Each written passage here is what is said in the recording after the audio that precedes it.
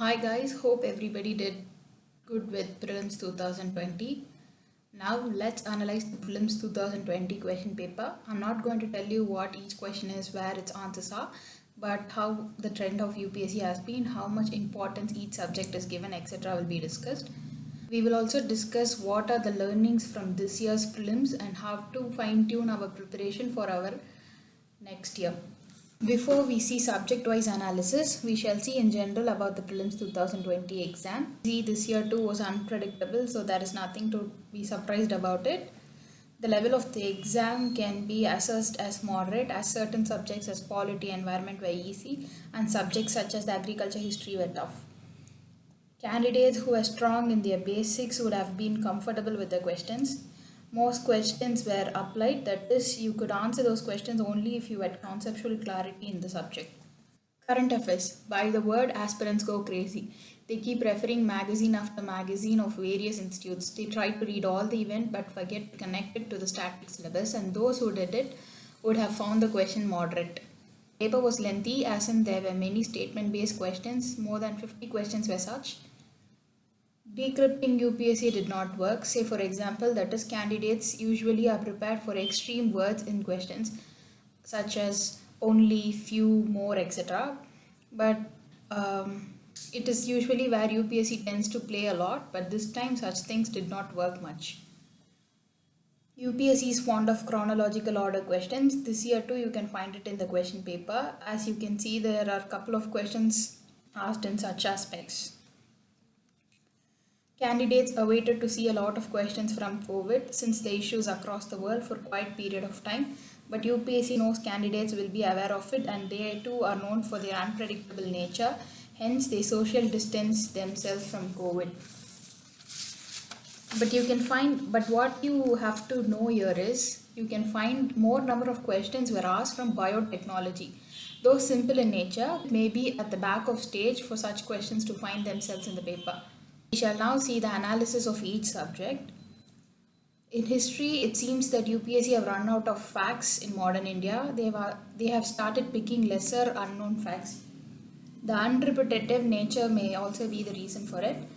Candidates who had read in depth would have given a go in history questions. Year after year, chronology-based questions are asked, so is this year.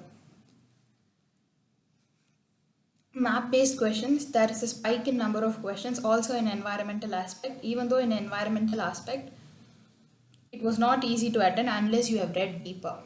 It can be aced if you're clear with the concepts. This year too, the question paper was set on those lines. Who was clear in conceptual knowledge would have found it easy. The range of number of questions was not changed and the standard number of questions were asked this year too. Current affairs, you need to focus on the issue and not the event. So questions asked on IAEA are example for it. US-Iran clash is an event. Atomic or nuclear weapon is an issue. Pure current affairs question were less. Current affairs were related to static syllabus and questions were asked from it. Environment. Questions were asked from problem-centered areas such as protected area, etc. Also importance were given to species, their habitat, and so on. The number of questions were asked as usual. Economics is yet another area where if you're clear with your concepts, you can answer your question, but many aspirants misunderstand that economics is all about facts, but it is not. So questions were simple. If you would have known concepts, you would have answered it. Generally, the questions are asked in Indian context, so is this year. So topics such as finances have been asked. Usually we don't expect much questions from this area explicitly. This year there was an unusual spike in number of questions. Agriculture may be given much importance in present day context. Apart from explicit questions, agriculture was also a part of other subjects such as economics, science and technology, geography, and so on. The other topics are organizations, their members, the organization's headquarters, their reports, etc. It will usually be featured in the question paper. This year they did not show up much. So what do we infer from this year prelims? Let's see the learnings now. Do not go just with the various institute test series. Few people subscribe for various test series only to overburden them. Make the basics strong and keep revising them every now and then. Learn every topic as if you should explain or teach someone. By this way, you will learn it in depth. Prepare a topic in point of mains so you will know in and out of the topic. Also, you will know the concepts.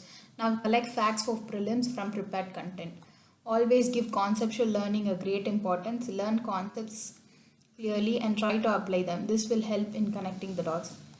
Always expect the paper to be unpredictable no matter how much you have prepared. Relate current affairs to static syllabus. Last but not the least, give all subjects equal importance. We shall now see the approximate subject-wise split of number of questions in each subject. Polity, science and technology, geography, economy, environment, agriculture, history, it includes ancient, medieval, modern and art and culture, and international relations. So this is the answer key for set B question paper. Please check your performance with this.